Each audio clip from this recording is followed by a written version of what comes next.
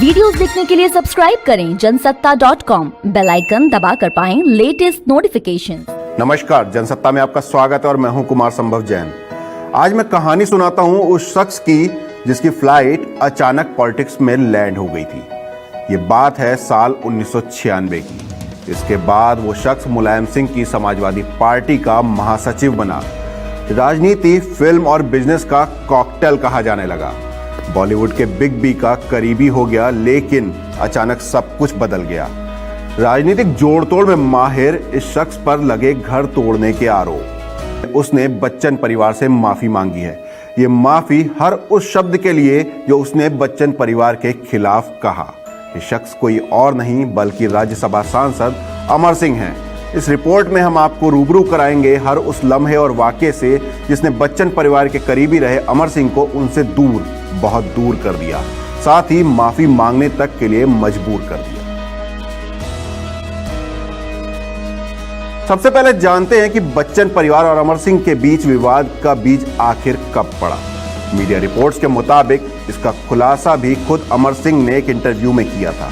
उन्होंने बताया था कि दोनों परिवारों के बीच दूरी की वजह अमिताभ बच्चन की पत्नी जया बच्चन थी।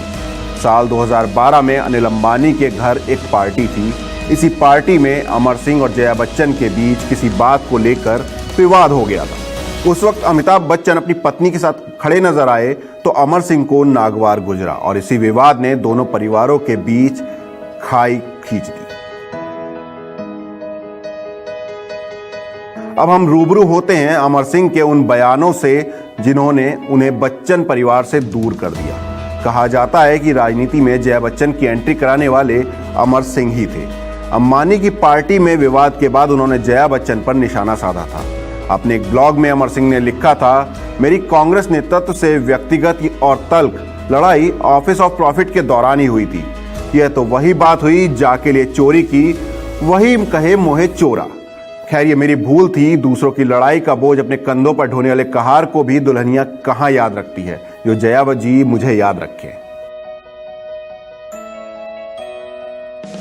पनामा पेपर्स मामले में जब अमिताभ बच्चन का नाम सामने आया तो अमर सिंह मुखर हो गए थे। उन्होंने कहा था, मैं अमिताभ बच्चन के लिए प्रार्थना करूंगा। वो अब पनामा पेपर्स में भी उलझे हुए हैं। उनके नाम का दुरुपयोग हुआ और उन्हें इस बारे में कुछ नहीं पता चला। सुप्रीम कोर्ट में एक जनहित याचिका के बाद सीबीआई जांच हो रही है। कहानी यहां खत्म नहीं होती। इस मामले की एसआईटी भी जांच कर रही है।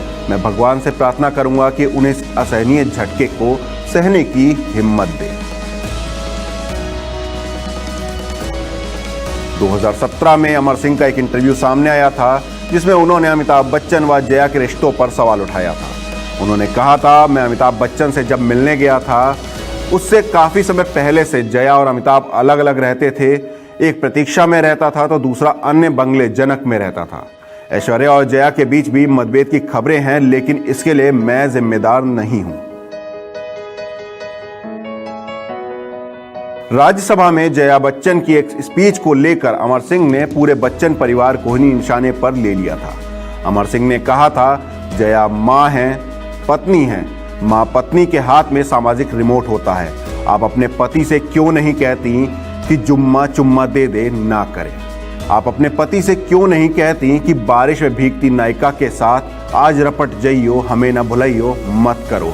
आप अपनी बहू से क्यों नहीं कहती कि ए दिल है मुश्किल में उन्होंने जो सीन किए हैं वो ना करें।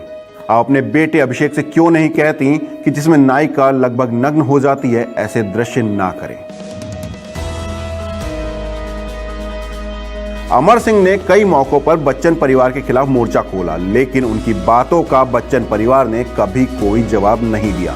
अमिताभ बच्चन ने एक बार बस इतना कहा था कि वो मित्र हैं, उन्हें बोलने का अधिकार है। सिंगापुर में अस्पताल के बेड से उन्होंने एक वीडियो जारी किया। इसमें उन्होंने कहा, आज के दिन मेरे पिताजी का स्वर्गवास हुआ था। इस तारीख पर पिछले एक दशक से अमिताभ बच्चन मेरे पिता की श्रद्धा में संदेश भेजते हैं। जब दो व्यक्तियों में अटूट स्नेह होता है, उसमें कम या अधिक अपेक्षा या उपेक्षाएं होती हैं, तो उन संबंधों में बहुत उबाल आता है, बड़ी उग्र प्रतिक्रिया आती है।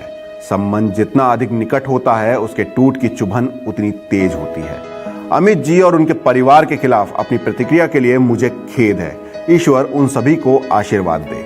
तो ये थी वो सारी बातें जो अमर सिंह ने बच्चन परिवार के खिलाफ कही, लेकिन माफी भी मांगी है।